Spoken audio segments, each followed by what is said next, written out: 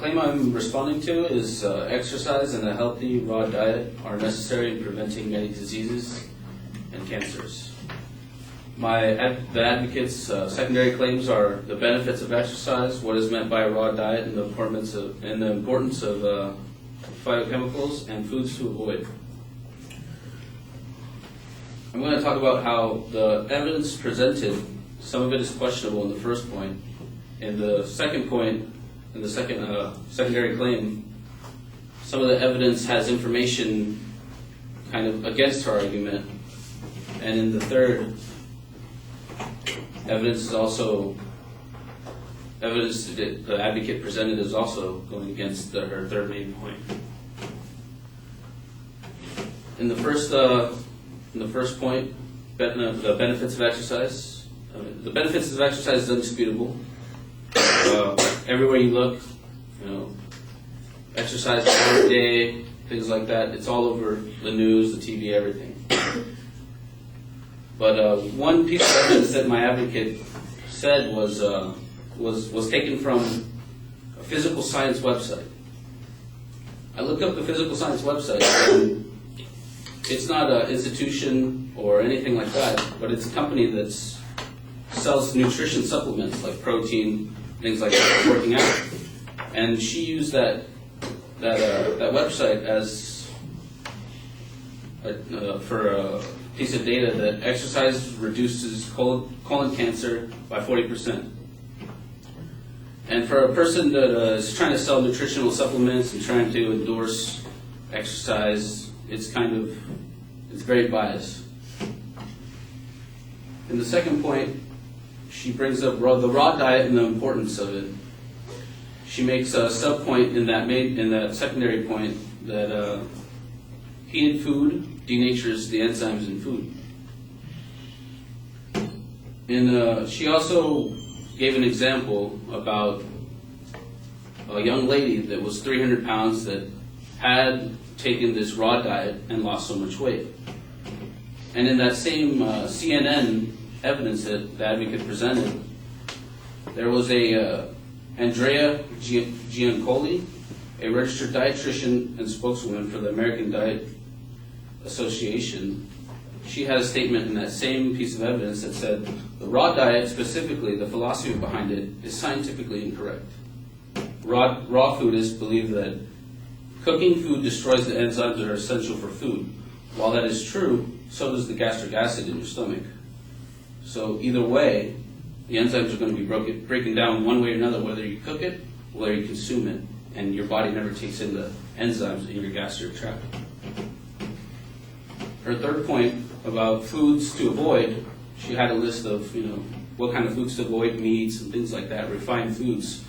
Some of those, obviously you don't, it's undisputable, like hot dogs and things like that. It's obviously not well for you in your body. But she also disputes meats. And from that same CNN evidence, the same dietitian states that people who eat no animal foods run the risk of nutritional deficiencies, such as lack of vitamin B12, iron, zinc, and powerful omega-3 acids that fish and other things have. Today I've explained my advocate's claims and how some of her evidence is questionable from the types of sources she received them from, and how some of her evidence actually goes against her arguments. Thank you.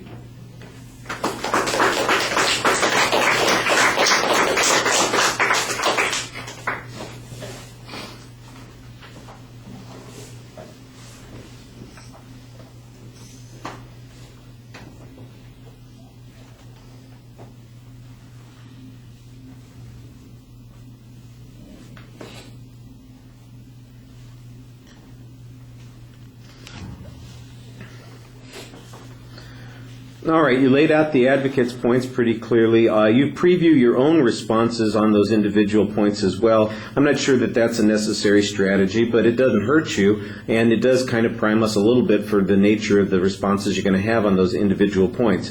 You had good signposting on the secondary claims as you got to them. You kind of deny that there's an argument on the first point, and then you challenge one particular piece of evidence. The challenge on that evidence basically comes down to there being some bias, but I'm not exactly sure that the claim is all that controversial, and as a consequence that the bias issue is going to be that important. So I'm not sure how much impact it's going to have on our final evaluation of the information there. On the second issue, I thought you had an interesting follow-up on the information that the advocate's own evidence says that your stomach's going to produce the same kinds of consequences as cooking the food is going to do. Both of those things, however, seem to suggest that you're not going to be able to get any enzymes through consumption of foods, and I'm not sure how true that is, but that seems to be the inference that's being made by the combination of cooking away the enzymes and the stomach wiping out the enzymes. So that just seems to me to be a little counterintuitive, although I do appreciate the way it does minimize the claim of the advocate on that particular point. On the third point, you had a good piece of counter evidence on the meats issue. You kind of acknowledge again the points where there are some problems with processed meats, especially. You're picking at a lot of issues. What you need to do is tell us how picking at each of those issues should essentially undermine the claim in total or reduce it so substantially that there's really not sufficient amount of grounds for us to make a decision at this point. I think that that's the part that's missing. So you've got the right idea here, but you have to tell us a little bit more what the impact of your arguments is. All right, thank you.